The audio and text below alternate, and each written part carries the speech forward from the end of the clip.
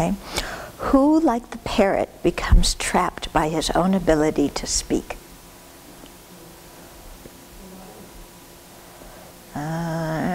You're close.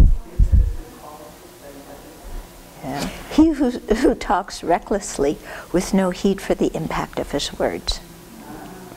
Okay? Who, like the parrot, becomes trapped by his own ability to speak? He who talks recklessly with no heed for the impact of his words. Okay? So our ability to communicate, our speech, and also how we communicate, physically as well, is very, very powerful. And when they talk about how the Buddha benefits sentient beings, the chief way the Buddha benefits is by teaching through his speech. So we always see the speech of the Buddha as, kind of the most holy thing, because that's really how the Buddha benefits us, Not as much by physical deeds. We can't contact the Dharmakaya by ourselves, but it's through the speech, through teaching the Dharma. So similarly, our speech can be very powerful. We can use it in a good way to help people, to encourage people, to soothe their suffering, to teach them the Dharma, to clarify points, to do many good things with our speech and all the different ways we have of communicating, also including writing and stuff like that. So many opportunities to really be a benefit. Yet, if we talk recklessly, like this parrot, we not only lose that opportunity, but we create a lot of messes.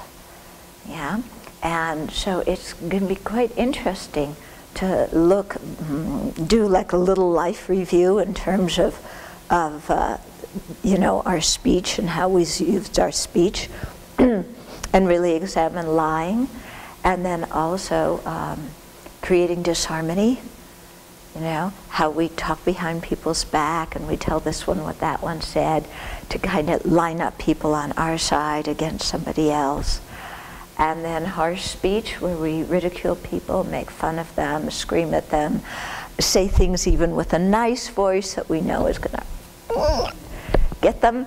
And then idle talk, how we waste our own and others' time. And, really do some contemplation on that and check up, how do I use my ability to communicate?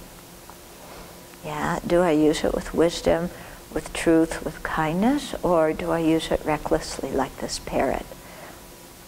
Because we can see, when we come into a situation and we're just talking to hear ourselves talk, to share our wonderful opinions and how much we know about this and that and the other thing. And then, insinuating that other people aren't quite as good as we are, or outrightly, making them miserable through how we speak to them. It has a very strong effect. And so to be really aware of this, it's the parrot, one who speaks recklessly without any awareness of the effect of his speech. So this morning we talked a little bit about that, about causes and consequences and thinking about the results of our actions. And so especially doing that with our speech. And it's not always so easy, because we're used to, pops in the mind, comes out of the mouth, and then we go, oh no, what did I just say? So, it really takes some training to slow ourselves down a little bit and think of what we're going to say, and is it skillful, is it necessary, how's it going, how could it affect the other person? We never know exactly how it's going to affect them, but at least we can stop and think about it and check what our own motivation is. Because if we, really try and make it a habit to use our speech to encourage people and to point out their good qualities, we can do a lot of good with it. Especially using it, even if we're talking to people who aren't Buddhist, you can talk about Buddhist meanings and techniques that they can use to help them in their lives without speaking a lot of Sanskrit Pali words, and that can be very helpful to people. Yeah, for sure. Small things like that can have very powerful effects. Small compliments, yeah, small ways of pointing out somebody's good quality or something you appreciate about what they did.